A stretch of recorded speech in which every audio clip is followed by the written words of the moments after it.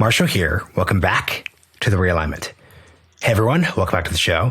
Today's guest is the Washington Post's Max Boot. Max has a new book out, Reagan, His Life and Legend. I think Reagan is incredibly relevant to the themes of this podcast leading to the 2024 election for the following three reasons. Number one, the Reagan Era of American politics is over. Successful political figures during realignments are able to define politics in their terms. Whether you like him, hate him, or think he's just whatever, Reagan defined the terms of American politics moving forward from the 1980s onward. So as we enter into a new political future defined by realignment today, understanding the way that Reagan's era and Reagan's issues and ideas are different than the present is absolutely key. Number two, Reagan fits into the overall spectrum of the leadership of the Republican Party.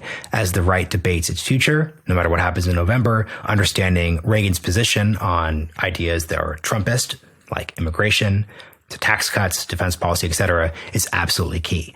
Last but not least, you're going to see a bunch of folks moving forward, especially if Trump loses the 2024 election, who are going to argue we need to return to Reaganism. This is the Nikki Haley school of thought. There are plenty of people who see that Reagan's sunny, optimistic vision was actually capable of winning popular and electoral votes, something the modern Republican Party has not been able to do. So as you see these figures offer their visions for the Republican Party moving forward, understanding Reagan and his ideas is absolutely key.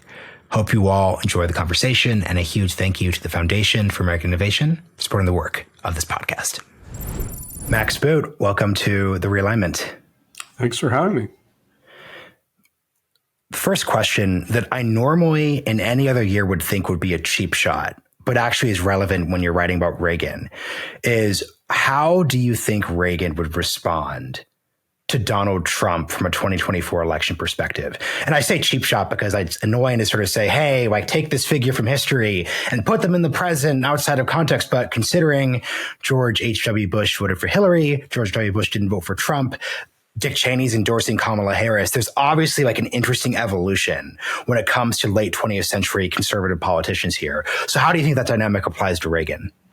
Well, I'm sure if Reagan were still alive, he'd be very puzzled by Donald Trump because their views and personalities are so divergent. I mean, remember, Reagan was a guy who was in favor of free trade, in favor of immigration, in favor of alliances, in favor of NATO, in favor of standing up to Russia. All these stances are very much at odds with where Donald Trump and the Republican Party are today.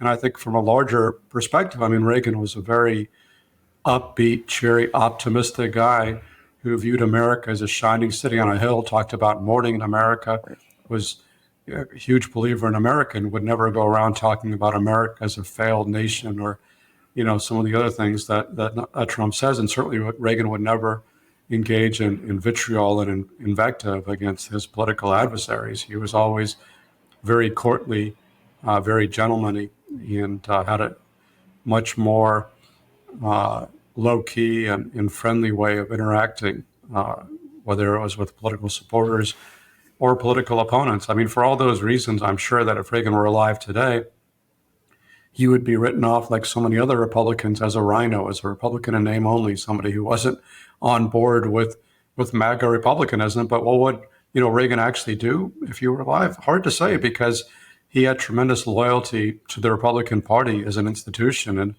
he believed in something he called the 11th commandment, thou shalt not speak ill of a fellow Republican. And I think, while some prominent Republicans like Dick Cheney and Liz Cheney and others have come out against Trump, many others like George W. Bush are kind of holding their tongues. And, Reagan would probably be very much in that category.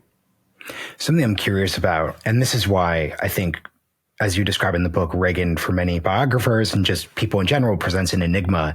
So when you talk, for example, about Reagan wouldn't be in favor of Trump's trade agenda and trade approach, I think at a broad-based perspective, Reagan would never be a politician who'd be embracing broad-based tariffs across the entire American economy. But he was very targeted when it came to competing with Japanese industry, especially in the case of manufacturing and automobiles. So how should we understand these there's the idea of Ronald Reagan, but then when we zoom in on certain data points like industrial policies towards Japan, it's complicated. Well, no politician is ever going to be pure in any, ideological or policy sense. In the case of Japanese autos, which was the big issue in the 1980s with a lot of people blaming Japanese imports for the problems that the American automobile industry was having.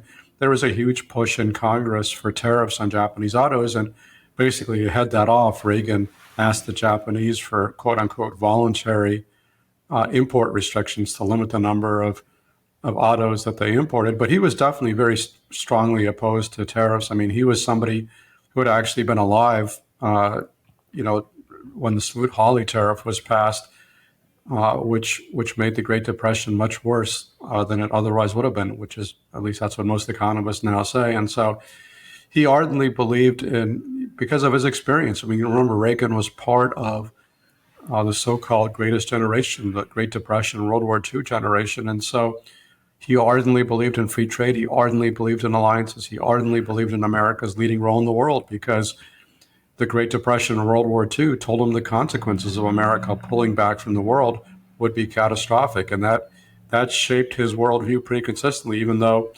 he, in midlife, moved from being a New Deal Democrat to being a conservative Republican. But his commitments on trade and on American international leadership, all those remain very much constant.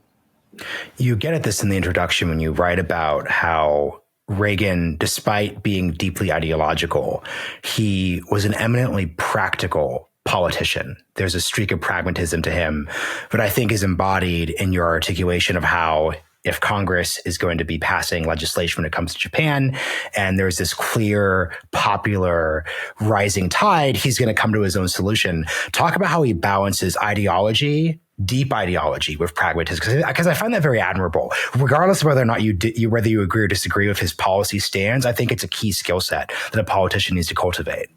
Absolutely. And I think this was really the secret of his success, kind of his paradoxical nature, that he could be both very intensely ideological, but also very, very pragmatic. And so he tended to be very ideological on the campaign trail or as an after-dinner speaker. And, as I show in the book, by the early 1960s, he had moved very far to the right from his earlier New Deal Democratic allegiance. I mean, he was somebody who was spouting conspiracy theories about how Democrats were leading America towards socialism or even communism. He was denouncing the passage of Medicare and Medicaid as socialized medicine and warning this would lead to the complete extinction of freedom in America. He was also, by the way, opposed to civil rights legislation, and again warning that this would be this horrible intrusion on private property rights that would lead to totalitarianism in America. So for all those reasons, he thrilled a lot of people on the right and scared a lot of people in the center and the left who thought he would be some kind of right-wing lunatic coming to office. But he radically upended those expectations when he became governor, when he was elected governor of California in 1966, and again when he was elected president of the United States in 1980. In both positions, he revealed a very deep streak of pragmatism and a willingness to compromise. In fact, he often said, "I'd rather get 80% of what I want and come back some more the next day than to demand everything right now." And he had nothing but contempt for conservatives who go over the cliff with their flags flying. That was a term that he often used. And if you look at his record, as I do in the book, you see that he was frequently compromising with Democrats in both Sacramento and in Washington. I mean, he certainly believed in lower taxes, but he wound up raising taxes more often than he cut them. And he certainly believed in opposition to abortion. He believed in a pro-life stance. But as governor of California, he signed one of the most liberal abortion laws in the country. As president, I would add, he signed a bill in 1986 that legalized millions of undocumented immigrants, what folks on the right today would call an amnesty bill. And, his crowning achievement in his second term in office was working with Mikhail Gorbachev, the world's #1 communist, to peacefully end the Cold War, which is pretty much the last thing anybody would have expected from somebody like Ronald Reagan, who throughout his political life had been defined by his staunch anti-communism. And yet here he was able to see that Gorbachev was a different kind of communist leader and to work with him to reduce tensions between our two countries. So that's the ultimate tribute to his pragmatism. Something I'm curious about, reading about the period, because especially for younger listeners born in the late 90s and 2000s, key difference in the way we conceived our political system was, at the time, it was a given that Democrats would control the House. Republicans controlled the presidency with these huge landslides, Reagan, Nixon, George H.W. Bush, et cetera, et cetera, et cetera. But Democrats just held the House since the late 1950s.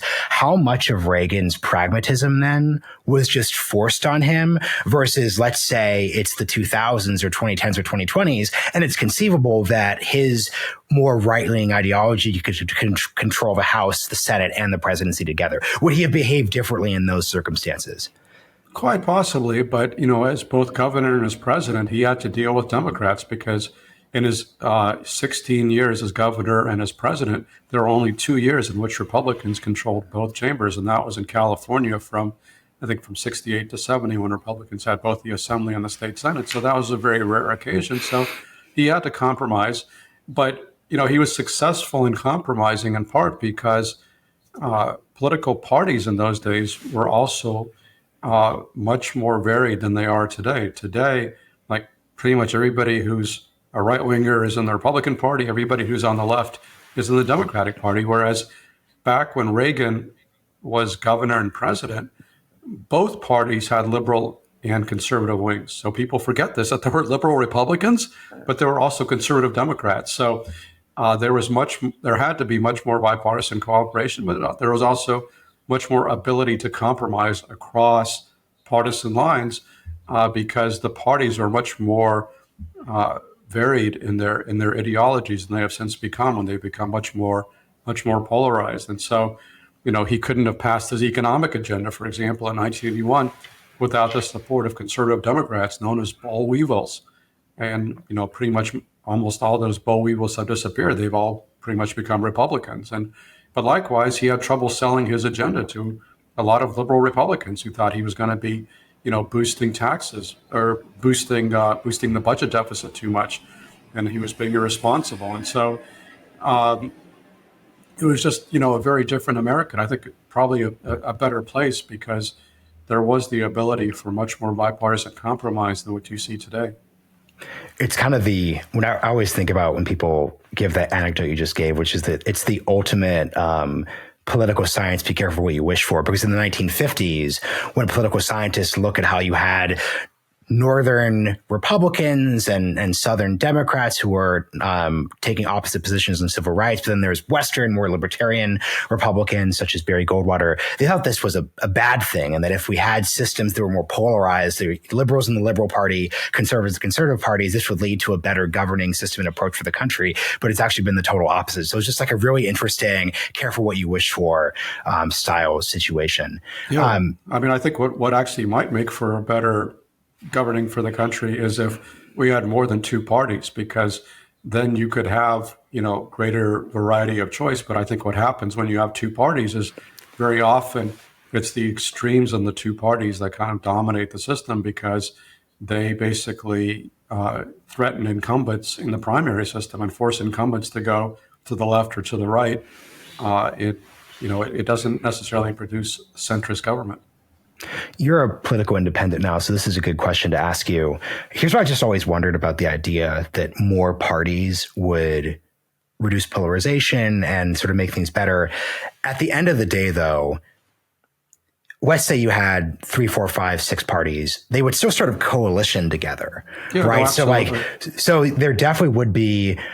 Oh, so here's a question for I'm curious, let's say that we have a fairy wand.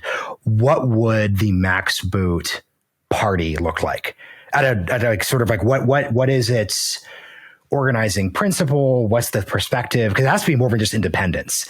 Because that's why those movements, the reason why things like no labels and pure independence don't actually work is that you need to have some sort of organizing standard beyond just sort of, we don't like these two things that exist. Yeah, I have, pretty centrist views where, very broadly, I would characterize myself as pretty liberal on social issues, very much a believer in strong defense and American international leadership when it comes to foreign policy.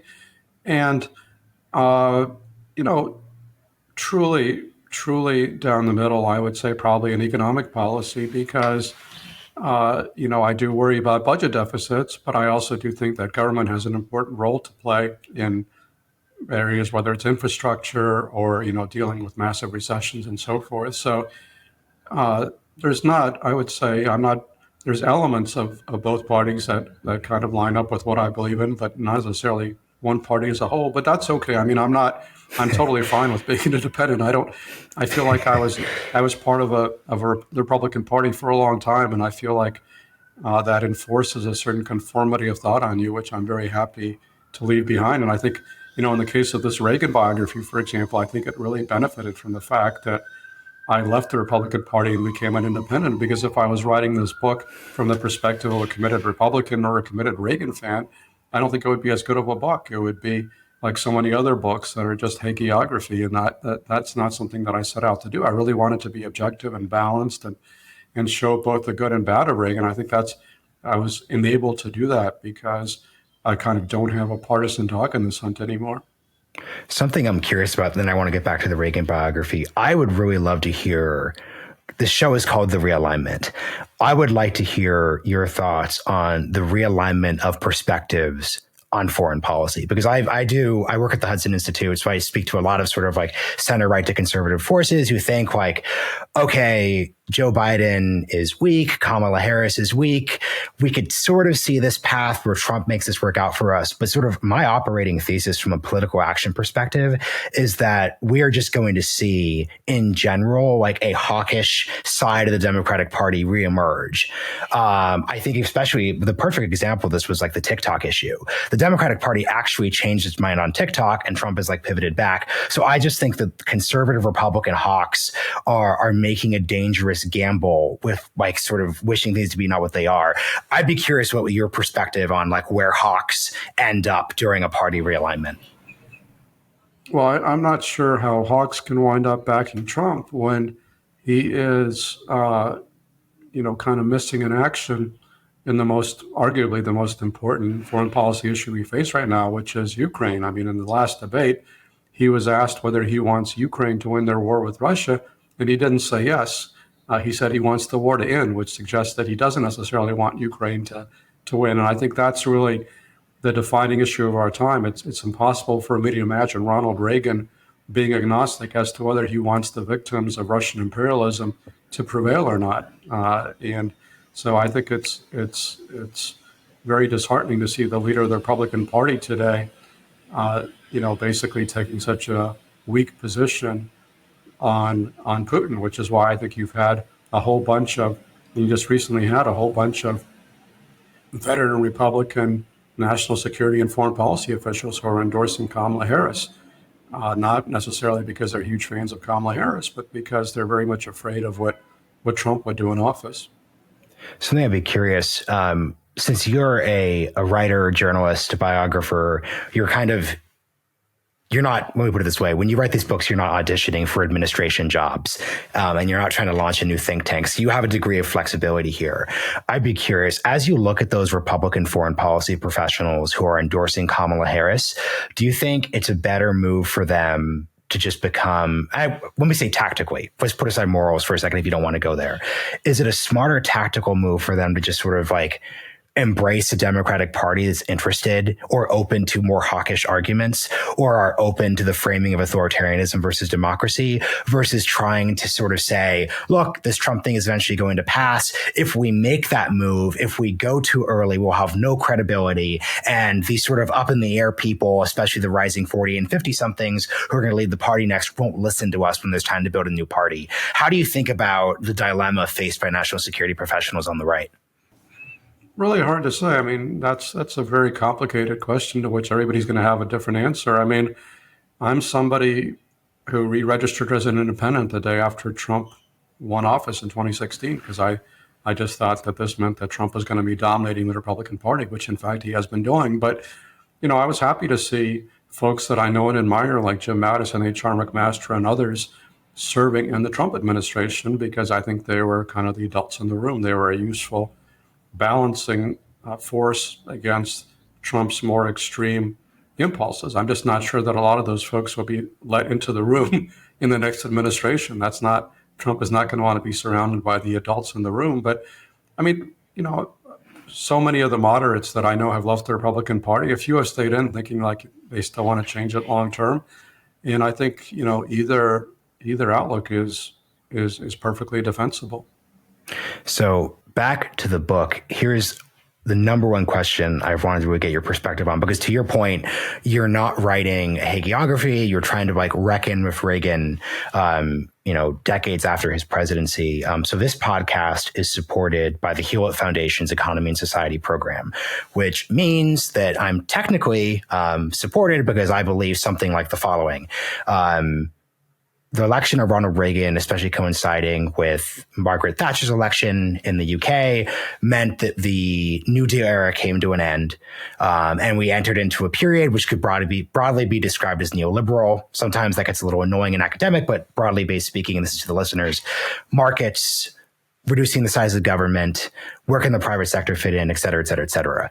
The way that scholars who work in Hewlett Foundation and other, foundations worlds, they say is that if we look at what happened over the next 40 years, 2008 financial crisis, lack of COVID state capacity, trade disruption when it came to China, all of that could be placed not just literally at the feet of Ronald Reagan, but at the feet of the intellectual era that he inaugurated. I would love to hear what you think when you hear that sort of critique of Reagan and the role that he played in setting the political table for the next 40 years. And the same way that FDR's New Deal also set the table for the next 40 years. Well, there's no question that the Reagan presidency had a lot of consequences, and a lot of those are unforeseen and unintended. I mean, I think Reagan's desire was to, lower taxes and return the nation to more robust economic growth, which you can argue to some extent that he achieved, but I think there are also, unforeseen consequences, like, for example, the widening of income inequality. And if you look at charts of income inequality, they diverge very rapidly and dramatically beginning in the early 1980s. And again, not all of that is Reagan's doing. Part of it is also deindustrialization, the coming of the information economy. There are a lot of, economic developments that were happening beginning in the 70s and 80s. But Reagan's policies probably contributed to some of that by, because his tax cuts advantaged upper income taxpayers much more so than anybody else. His anti-union agenda, decreased the power of unions. He relaxed the antitrust enforcement, allowed a lot of companies to merge and form. And of course, he had a very deregulatory agenda, which was largely bipartisan at the time, but deregulated the financial industry, for example, and caused a lot of problems, like a lot of, S&Ls went out of business and had to be bailed out to the tune of hundreds of billions of dollars. I think the long-term consequence of some of those policies has been pretty concerning because, Reagan did not really focus on income inequality. He focused on creating opportunity rather than, creating equality of outcome. But because we have such great income inequality, I think it's been very destabilizing for our political system. It's really led to the rise of populism on both the left and the right. You had the Bernie Sanders, Occupy Wall Street type movement, then you had the Tea Party, and now Donald Trump on the right, and it's led to a loss of faith in government, and kind of a hollowing out of the middle class. I think these are all long-term dangerous developments for our economy and for our democracy.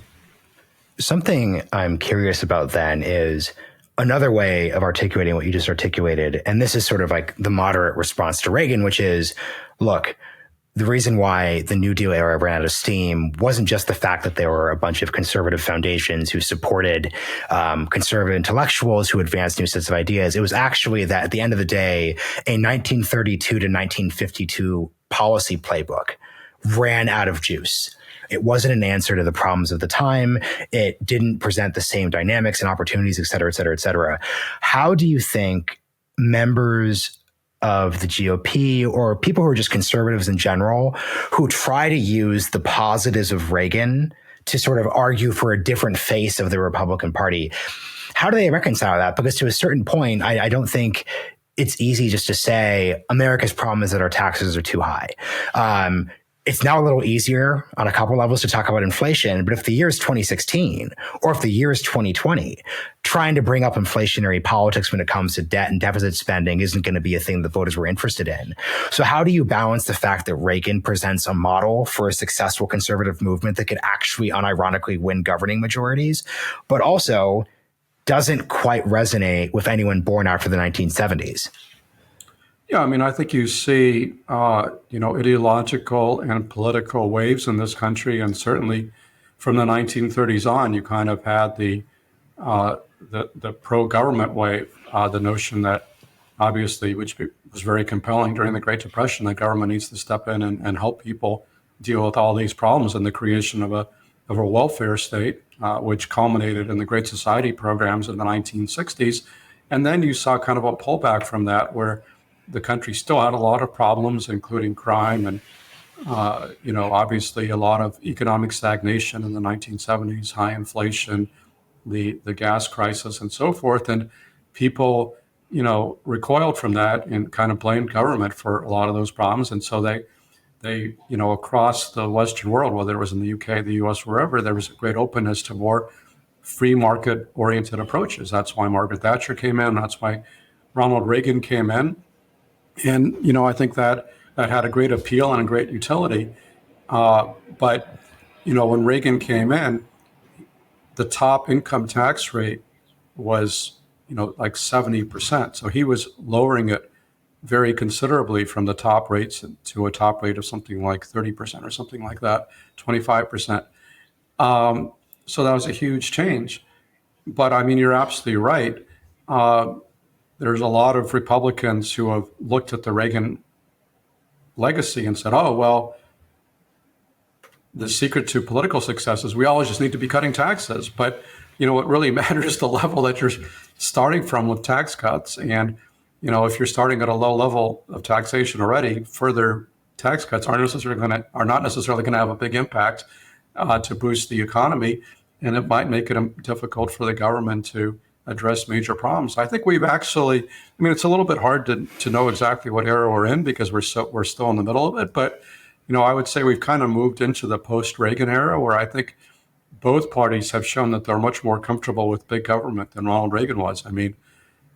Donald Trump had the biggest deficit spending of all time, the biggest budget deficits of all time. And people in the Republican Party don't really seem to care about that. And Joe Biden, in turn, remember when Bill Clinton was president in the 1990s, he said the era of big government is over because he was still so influenced by Reagan. But the era of big government has returned with Joe Biden, with these massive infrastructure bill or massive COVID relief bills. And people in the Democratic Party are very comfortable with that. So I think, we've moved into the post-Reagan era where tax cuts are no longer seen as the answer to everything, although Trump still advocates tax cuts. But I think there is an openness to different approaches and different solutions now. And now, a quick word about the A16Z podcast. Hey, it's Marshall. In an exponential era, it's more important than ever for our country to have alignment between policymakers, founders, and funders. However, it's rare that we find them all in the same room. That's where the A16Z podcast from Andreessen Horowitz comes in. They bring together guests like the very first CTO of the CIA and the chief security officers behind OpenAI, Anthropic, and DeepMind to cover topics like intelligence in the era of AI, the nuclear renaissance, the future of defense, and much more in the world of American dynamism, the term coined by A16Z general partner and friend of the Realignment, Catherine Boyle. The A16Z podcast's episodes also tackle other important trends in technology and business, from supply chains to space and beyond. Want to know more about the $3 billion record Social Security breach? They've got you covered. Wondering if tech can finally disrupt the healthcare industry? They recently broke this down. Curious about governing democracy, corporate boards, and the internet? Listen in to find out. Eavesdrop on the future with the A16Z podcast on Apple Podcasts, Spotify, or wherever you're listening now.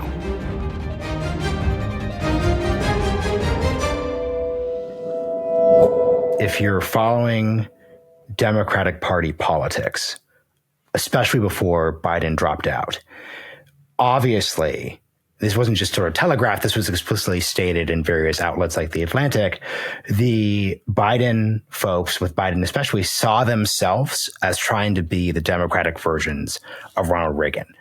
Not ideologically, but like Bidenomics was very explicitly making a Morning in America play. And after they came out of the 2022 midterms, the hope was they would be able to air their own. I think we would have seen like a literal, like very clearly homage to Morning in America ad from the Biden campaign, like this August, saying things are really tough, things are really bad, but we could see that manufacturing is coming back and we can see the inequalities fallen, et cetera, et cetera, et cetera. Why do you think at a political level, because they still kind of had some of the metrics they could point to suggest the Morning in America argument would be real, why at a political level, now that you've written about Reagan specifically, do you think Joe Biden just could never stick that landing at a political narrative level? That's a great question to which I don't have a great answer. I mean, if you look at it objectively, as you suggested, a lot of the metrics today are actually better than they were in 1984 when Reagan was running on a Morning in America re-election campaign. The unemployment rate and the inflation rate are both lower today than they were in 1984. Economic growth is not quite as high because there was a temporary spike in economic growth in 1984 to 7.2%. It's not that high today, but you know, it's certainly the case that economic growth in the U.S. outpaces that in any other major industrialized democracy. So, you know, objectively speaking, you would think that Biden would have a pretty good record to point to, and Kamala Harris could run on the Biden-Harris record. But people just don't see it that way. People have a very sour view of the economy. You could argue about why that is. Part of it could be just because, you know, several years of inflation has just raised prices, even though the inflation rate is pretty low right now, but it still had a cumulative impact over several years. You can just argue that it's, you know, kind of just perhaps a more polarized partisan environment where people just don't have a shared picture of the situation as they might have done in 1984. But whatever the reason, there is kind of a sense that I would say there's the kind of the public's negative view of the economy is somewhat disconnected from a lot of the positive economic indicators, although I think there has been some evidence in the last few months that public perceptions are turning more positive. Which were all perfectly timed with Joe Biden dropping out. So there's just a real serious, and once again, it's neither here nor there because he's left the race now, but I think at a pure like political science question level, it's a very fascinating thing to think about. Here is something I'd really like to hear. So I'd love for you to talk about Ronald Reagan's connection between his success in Hollywood and his success as a politician. Because to give some context real quick, I'm always fascinated as a person who works in academia and think tank world. So I'm very like, I'm reading the books, I'm like doing wonky things. The objective of this show isn't to get like 1 trillion views. It's to say like, hey, let's do like a really smart conversation where I actually read the book. But in the back of my mind, I'm always hearing from folks who say things like, well, look at Mr. Beast. Mr. Beast has huge numbers. He's huge numbers, crazy high name recognition. Look at Jake and Logan Paul. They're getting increasingly political. And I know, I now know who Mr. Beast is because my teenage kids told me. Which is exactly what people say would happen. So there's this like very articulated, serious theory, which is like, hey, like in the future, these future political actors are going to be these viral podcasters, YouTube stars, et cetera. But the reason why I tie this back to the Reagan question is my riposte to that is always, well, one could have said a similar story about Hollywood. But Shirley Temple tries to run for Congress a bunch of times and never gets elected. So I would just posit that the skill set for a politician is not quite the same thing as a skill set for a starlet or a star. And actually, if it were just true that all that matters in politics is how famous are you, we wouldn't just say, well, there's Arnold Schwarzenegger and there's Ronald Reagan and there's so talk about this. Like, George Clooney is not running for president, right? George Clooney is not running for president. So like what was it about Reagan's? But you write this, like his ability as an actor were clearly tied to his political success. What makes him uniquely able to exploit this opportunity that no one else? And he wasn't even that great of an actor. Let's be frank here too, right? Like, how does this work? I'd love to hear your thoughts on this. Well, I would say, acting ability or communications ability is necessary to be a successful politician, but it's not necessarily sufficient.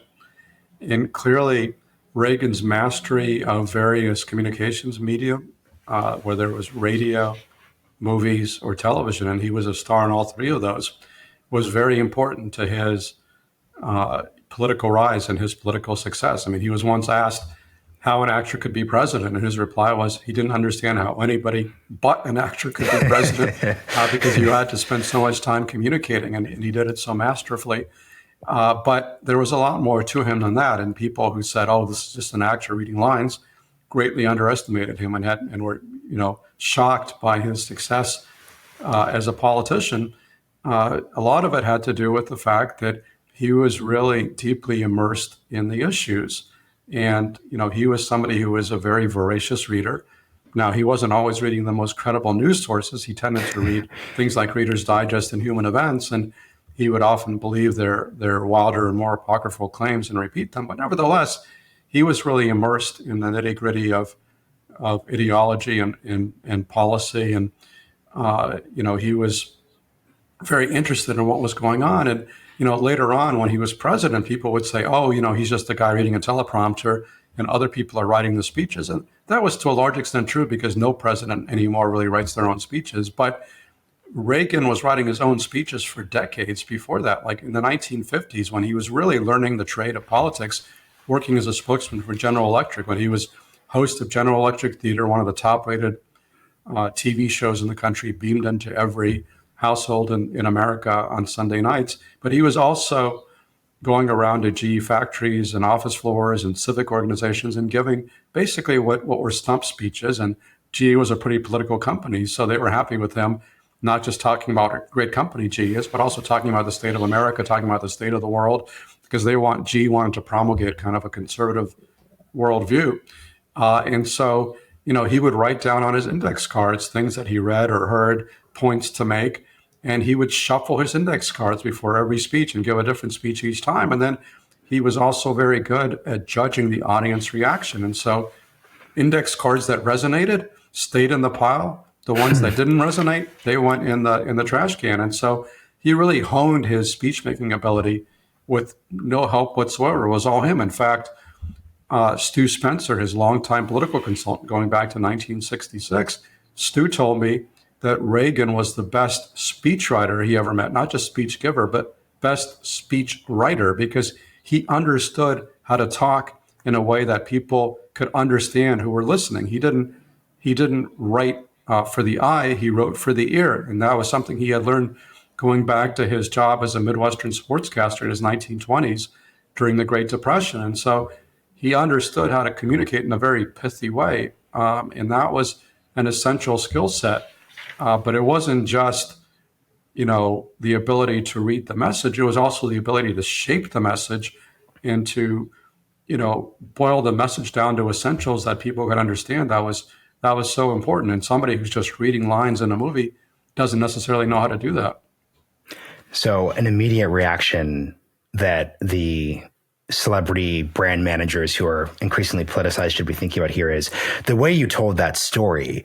And this is why, when I was a kid, I grew up in a very liberal Oregon household, and whenever the crap would be talked about Reagan, it'd be once again, it's just an actor. But reducing him to an actor undercounts. He's testifying before the House Un-American Affairs Committee. He's a union organizer within Hollywood, right? So we're not talking about the coal mines, but there's still a political skill set here. He is launching multiple runs for the presidency. He's governor of California. He's doing these travels across the country for GE.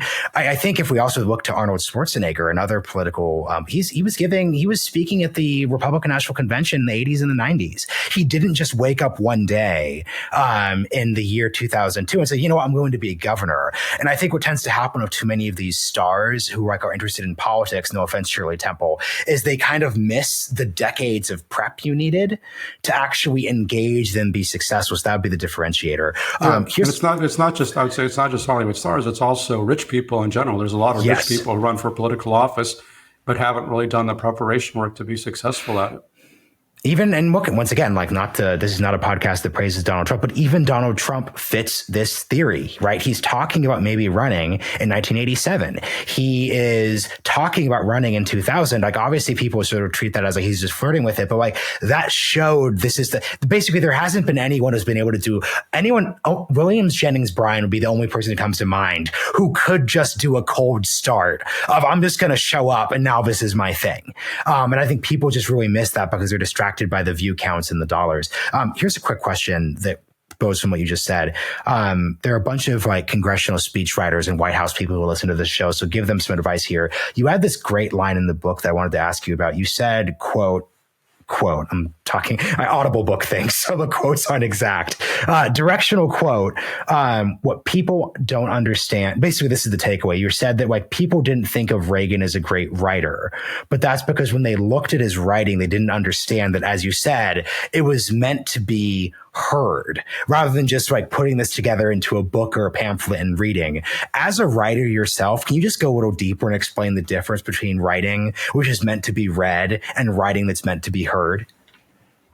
Well, I think, one obvious difference is that, Reagan's, like, for example, his radio scripts were his radio talks in the 1970s. If you read those, they're very punchy. The sentences are very short, and they're very action oriented. There's not a lot of description in there. People like me who are professional writers, we tend to be a little bit more windy and verbose and have longer sentences that kind of, that incorporate more elements. Whereas when you're speaking on radio, for example, you're doing just a hit of a few minutes, there's very little time to say anything. It has to be very spare. It has to communicate the meaning, and that's it. You can't have a lot of extraneous stuff. And he really figured out, he was really a genius, I think, at boiling his message down to the essentials, because so many people get kind of lost in the details and get lost in extraneous materials, whereas he was able, and this is truly one of his great skill sets, was he was able to drill down and understand what was most important in an issue and how to communicate that to people. And he wasn't delivering policy lectures, he wasn't going into great detail. And I think one of the criticisms of him, which is fair, is that he didn't know a lot of the details. He didn't have a lot of policy depth. And I think that's very true.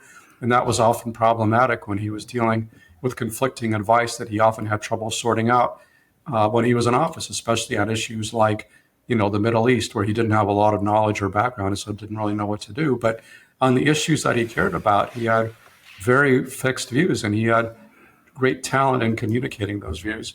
And I would add, by the way, one of the pleasures of doing this biography and researching it over the course of the last decade was reading all of Reagan's letters, which were often, in fact, invariably beautifully written. He was a master not just of oral communications, but also of letter writing. He was very, very good at saying exactly the right thing to every single correspondent, striking the exact right note, whether it was sympathy or amusement or anger, whatever. He communicated it all beautifully. Whereas I would add his books, his memoirs. He wrote 2 memoirs that were actually both ghostwritten. This really, really not a good read, not fun, not interesting, because he had no interest in those things. And so he just turned it over to ghostwriters and they did their thing, but it just wasn't really Ronald Reagan. Here's something I'm curious about too. I think thinking seriously about Reagan, FDR, et cetera, I think brings to mind like thoughts about the question, to put it crassly, how brilliant or smart, quote unquote, does one need to be to actually be president? Because I think as someone who's obsessed with this, the further I go into this topic area, the more and more I'm convinced that there's just absolutely no correlation between how conventionally smart one is and a successful presidency. Herbert Hoover is incredibly smart, incredibly talented up until he becomes actually president. And something I'm just sort of curious about is like, how do you think, because this is also something I would hear growing up, like Reagan was a dunce. Mondale's smarter than Reagan. Jimmy Carter's smarter than Reagan. It's this indictment of the American people that we just didn't choose the smarter person. But, Same thing comes true to, President George W. Bush, like, who's made a bunch of different various policy mistakes, but I'm not quite sure how much those mistakes came down to being smart or not, quote unquote. Where I see there were plenty of smart people who supported those same policy decisions, who could have been far more eloquent when it came to articulating them. So how do you just think about the general topic of intelligence and smarts when it comes to presidents? No, it's an interesting question. I mean, I'm reminded of a comment, probably apocryphal, that was made about FDR, that Roosevelt had a second-class intellect, but a first-class temperament. And as I write in the book, I think pretty much the same thing could be said about Ronald Reagan. Nobody would claim that Reagan was a genius or an intellectual, but he had a wonderful temperament, just as FDR did. In both cases, both men had kind of a winning optimism and charm and ability to communicate. And in both cases, they, relied heavily on advisors and for a lot of the substance of their policies, and the substance often changed in part based on the advisors. So I think obviously you need a baseline of intelligence to be a successful president, but you don't have to be a genius. You don't have to be the smartest person ever to be president. In fact, you can have, as you said, you can have very smart people who are not great presidents because, being president is not, it's not like an IQ test. There's a lot of other skill sets involved, right? And you have to have like the basic IQ level to understand the issues. But then most of what makes you a success or failure has nothing to do with that. A lot of it is like emotional intelligence, your ability to communicate, your ability to lead people, to judge aides, to all these, to inspire people. So much of it has nothing to do with intelligence. And I would say both FDR and Reagan were truly gifted in areas outside of intelligence, but both of them were certainly smart enough to do the job of president, as their record showed. So last two big questions here. We haven't talked about the Cold War and the emerging consensus that we are in something resembling a second Cold War, which in the sense that history rhymes never perfectly repeats. I don't want to get into a Cold War II or not fight. That's a whole different other episode. But that said, as many people conceive of Reagan as the person who led America into the end of the Cold War, what lessons and myths are relevant to our emerging great power competition area, to use the other euphemism or cliche to describe this space? Like, what lessons can we not take from Reagan's presidency? Well, I see a lot of people, especially on the right, basically saying that we should use Reagan's Cold War playbook against the Soviet Union, use that with China today, and on the assumption that Reagan had this plan to win the Cold War and bring down the Soviet Union, we should be doing the same thing with China today, win our competition with China. I think that's actually very bad advice, very dangerous advice, which is based on a historical myth. I mean, in fact, I asked George Shultz, Reagan's Secretary of State, I said, did you have a plan to win the Cold War and bring down the Soviet Union? And he said, no, I wish we did, but we didn't. We just had a general attitude of peace through strength. And I think that's exactly right. I mean, Reagan certainly did a lot of things in his first term that ratcheted up pressure on the Soviet Union. For example, the defense buildup, or announcing his missile defense initiative, or providing aid to the Mujahideen in Afghanistan. But he also did things that relaxed pressure on the Soviet Union. For example, one of his first actions in office was to lift the grain embargo on the Soviet Union that Carter had imposed after the invasion of Afghanistan. So, I think it's just incorrect to say that he had this very consistent, tough, hardline position. In fact, I mean, he did do a lot of tough things like calling the Soviet Union the evil empire, but he also hoped to negotiate and meet with its leaders. And he was just stymied in his first term because, as he said, Soviet leaders kept dying on me. Things only really changed, and his policy of the Soviet Union only really became a success in 1985 when Mikhail Gorbachev became the leader of the Soviet Union. And Gorbachev was a different kind of communist leader. He was a black swan, somebody who rose to the top of this dictatorial system, but lost faith in the dictatorship and wanted to really reform it and liberalize it and make life better for ordinary Soviet citizens. Now, Reagan did not cause Gorbachev to come to power. He did not force the Gorbachev reforms. The Soviet Union was far from bankrupt in the mid-1980s, and Gorbachev was not driven to reform because he thought that the Soviet Union was losing an arms race with the United States. He wanted to end the arms race altogether because he thought the whole thing was dangerous and a waste of time and money. But I think it's very much to Reagan's credit that he recognized that Gorbachev was a different kind of communist leader, somebody he could do business with, which was very much counter to the advice he was getting from a lot of conservatives, like his own defense secretary, Caspar Weinberger, who was saying, you can't trust this guy. But Reagan met with Gorbachev in Geneva in 1985 and came away convinced that Gorbachev was a genuine reformer and he should support him, and he did. So I think that was a wonderfully pragmatic move, which we need to keep in mind as we think about China policy today, because it would be a big mistake just to look at Reagan's first term hardline agenda as being a template for China policy today, because in fact, the consequence of just ratcheting up tensions willy-nilly with China could make war much more likely, as in fact, war became more likely with the Soviet Union in 1983, and we had some real war scares. That's something we want to avoid with China today. Let's remember that Reagan's approach would only work if there were a genuine reformer in charge of China today, which is certainly not the case. Xi Jinping is more like Leonid Brezhnev, one of these hardliners that Reagan dealt with in his first term as president. So, I think we certainly should have a firm policy with China while also engaging in talks, but we shouldn't have any kind of illusions that we're going to, quote unquote, win the competition with China. I'm not even sure what that would mean, or, bring down the Chinese Communist Party. That's not going to happen. Only the Chinese can do that. And remember, China is even more powerful in many ways economically than the Soviet Union was, because China is now the world's number 2 economy, and it's not, the Soviet Union was far weaker. So I think we need to be very careful about applying these lessons from Reagan to China today, as so many people are trying to do. So for the final question here, we're going to take a total left field, and something I've wanted to ask you for a while, actually. So I work. Where did all my hair go? Yeah, that's just this is a problem as I've entered into my 30s. I'm just aware of the uncomfortable answer to. I too may have to be wearing hats in public at some point. So something I'm curious about. So the first book of yours that I actually read, I'll put this up for the YouTube viewers, was Invisible Armies. An epic history of guerrilla warfare from ancient times to the present, that really emerged out of, I think, the 2000s and your work with the Savage Wars of Peace, Small Wars, and the Rise of American Power.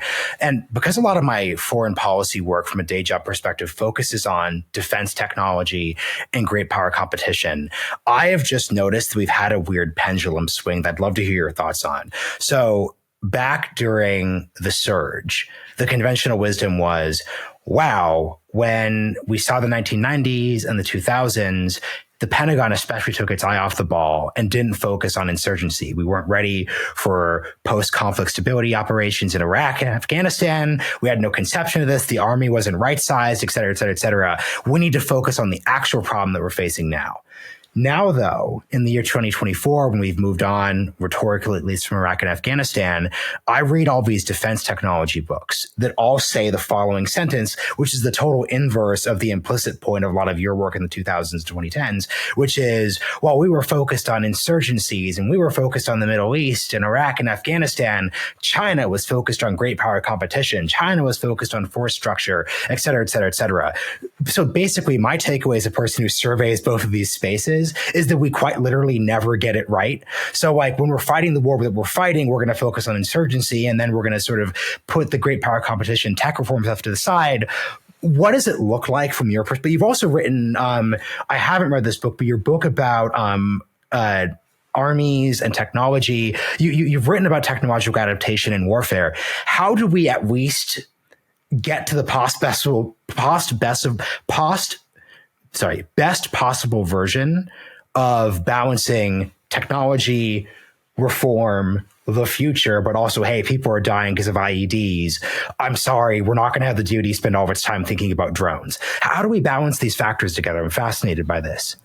Well, it's very hard to do. I mean, I think you have to be, a country like the United States has to be a full spectrum superpower, that we don't have the luxury of only focusing on one threat or one capability, because I think our national interest requires us to do a little bit of everything.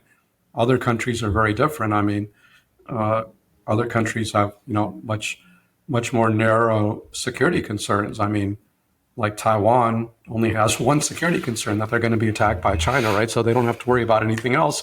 But we have to worry about a lot of things, including a possible Chinese attack on Taiwan. But we have to be worried also about a North Korean attack on South Korea. We have to be worried about a Russian attack on Western Europe. We have to be worried about a war in the Middle East.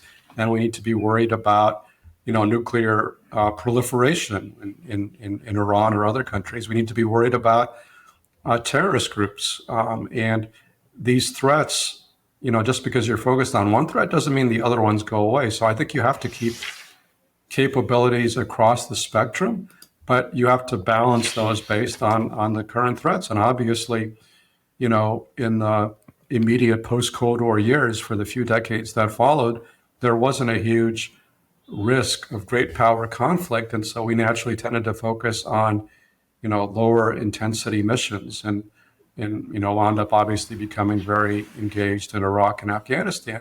Now, of course, with the Russian invasion of Ukraine, that signaled a new era of great power competition, and obviously with the emergence of China as well as a near peer rival. So we have to be, I do think that we have to devote the bulk of our resources to preparing for those kinds of conflicts, because those are potentially the most catastrophic and costly, but we can't entirely take our eye off the ball on other types of conflicts as well. And I note, for example, as I did in a recent column, that sadly, Islamic State is rising again, not only in Iraq and Syria, but as far afield as Afghanistan and Africa. And that, that doesn't require, we don't have to have, multiple army divisions focused on Islamic State, but you certainly need to have at least a small number of special operators and advisors and people working with local allies to try to keep those kinds of threats in check. So, you have to do a little bit of everything, which is why we wind up spending so much on our military, approaching a military budget, defense budget of $1 trillion, which is much larger than anybody else. But it's also the case that we have much greater interests and responsibilities than anybody else. Yeah, and frankly, I would just say that as someone who is sympathetic to audience and populist skepticism of the defense budget, I do like the way you articulated the order, though. You started with, hey, here are the specific missions we're engaged with overseas and the objectives we have. Like, let's not have a nuclear war in South Korea. Let's not have the Poles develop a nuclear weapon because they're not confident in our ability to backstop them against Russia. We also worry about the Islamic State, et cetera, et cetera, et cetera. And you start with those objectives, which I see most people not really having specific objections to. And then we talk about then this costs $1 trillion under our current configuration. Because just starting with the $1 trillion makes it all seem unreasonable and makes it all seem like, well, let's just cut this thing. There's a bunch of waste. I just like starting at a practical mission level and then getting into cost and then getting into reform, which I think leads to a better faith conversation. But Max, this has been really great. I so appreciate you coming on the show and hope the rest of your tour goes well. Thank you very much. Really, really interesting conversation. Really enjoyed it.